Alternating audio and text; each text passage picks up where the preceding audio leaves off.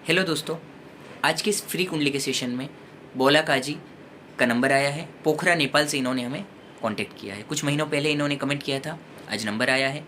आप भी कमेंट कर सकते हैं, कुछ महीनों में नंबर आएगा। चलिए दोस्तों, बर्थ चार्ट एनालिसिस स्टार्ट करते हैं। इनका कन्या लग्न का चार्ट है। पहले कन्या लग्न बुध का लग्न है। बुद्धिशाली लोग होते हैं, इंटेलिजेंट लोग होते हैं, स्कॉलर लोग होते हैं। समाज के हर क्षेत्र में ऐसे लोग बुद्धिजीवी होते हैं। हर किसी भी क्षेत्र में ऐसे लोग होते हैं तो अपना नाम रोशन करते हैं। और अगर हम आगे प्लैनेट की बात करें तो लग्न का मालिक बुध चौथे भाव में बैठा हुआ है, और ये बुध और चौथे भाव का मालिक गुरु लग्न में बैठा हुआ है। ये बुध गुरु का परिवर्तन योग। देखिए, बुध गुरु हो कहलाते तो शत्रु है, लेकिन इनका संबंध अच्छे स्थानों से हो तो ये सरस्वती योग बनाता है। ऐसा इंसान नॉलेज से, ज्ञान से बहुत सफलताएं हासिल करता है। जितना आप सीख सको उतना आपको फ़ायदा होगा। देखिए, दो तरह से आप नॉलेज काम करता है। एक तो देखिए, जो लोग पढ़ाई करते हैं, आज हम देखते हो बहुत अच्छी इंडिया में ही बहुत बड़ी बड़ी कंपनी में बहुत अच्छे अच्छे पैकेज के साथ एक बहुत ही रेस्पेक्टफुल जॉब करते हैं।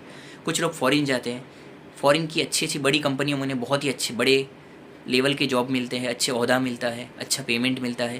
तो ये सब ऐसे अच्छे ग्रहों से, नॉलेज से, सरस्वती माँ के आशीर्वाद से, विद्या से ऐसे लोग प्रगति करते हैं। तो देखिए, दूसरा क्या है यहाँ पर कि गुरु जब लग्न में आया है, बुध चौथे घर में आया है, तो ये चौथे हाउस को भी लग्न के साथ बलवान बनाएगा। और फोर्थ हाउस क्या देता है? प्रॉपर्टी के योग देता है, वाहन के योग देता है।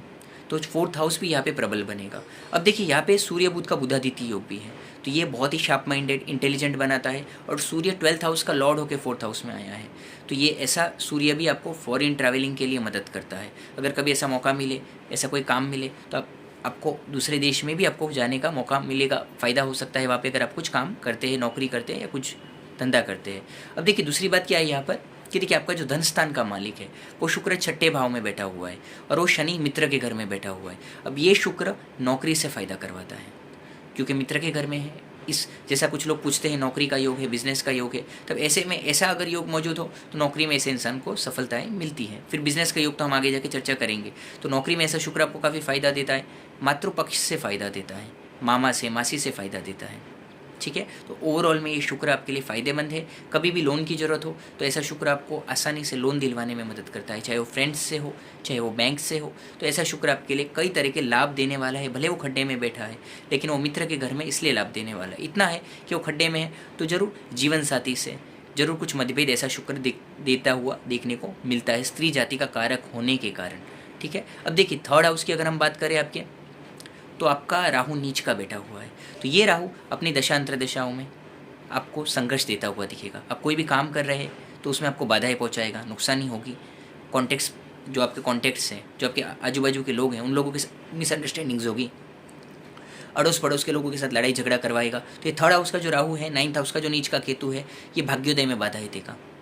राहु केतु साथ में ही नीच के होते हैं, राहु केतु साथ में ही उच्च के होते हैं। तो ये जो केतु है 9th हाउस का, ये भाग्योदय में बाधाएं देता है, प्रगति में बाधाएं देता है।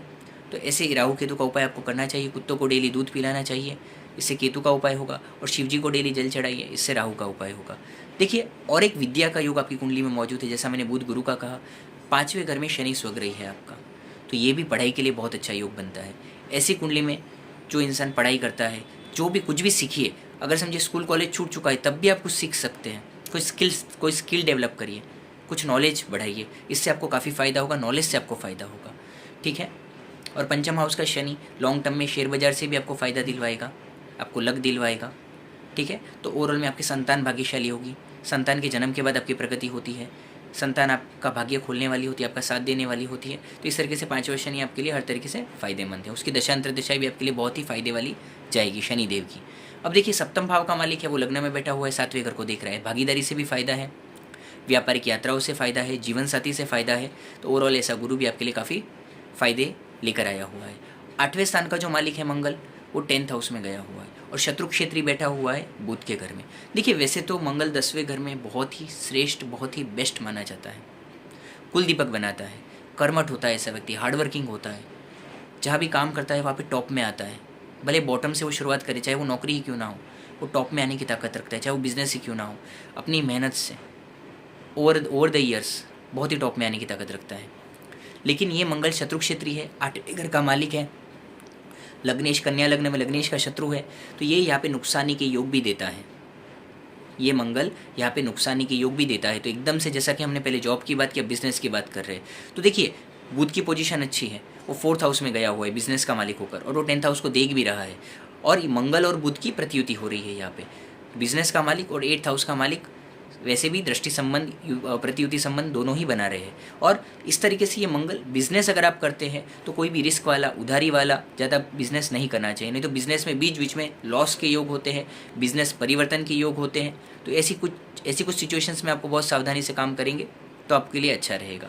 लाभ भाव में चंद्रमा खुद के घर में बैठा हुआ है, स्वग्रही बैठा हुआ है, तो ये चंद्रमा जरूर बहुत ही आपके लिए फ़ायदेमंद साबित होता है, क्योंकि लाभ स्थान में स्वग्रही ग्रह होता है तब वह पुष्कर नामक योग बनाता है, और ये इंसान को जीवन में बहुत लाभ देता है, क्योंकि यही लाभ का दरवाज़ा है।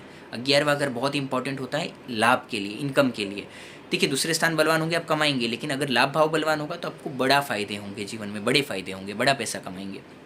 संपत्ति देता है, प्रॉपर्टी देता है, वाहन देता है, लाभ भाव बलवान होता है तो ये एक चंद्रमा या स्वग्रही अपनी दशांतर दशाओं में भी आपको बहुत फ़ायदा देगा। वे सूर्य की हम बात कर चुके हैं, ये ओवरऑल एनालिसिस आपके चार्ट का हो चुका है। पोखरा नेपाल से इन्होंने हमें कांटेक्ट किया था, बोला काजी इनका नाम है। चलिए दोस्तों, ऐसे इंटरेस्टिंग वीडियोज़ आपके लिए लाते रहेंगे। चैनल को लाइक शेयर सब्सक्राइब करिए। मिलते हैं अगले वीडियो में। धन्यवाद।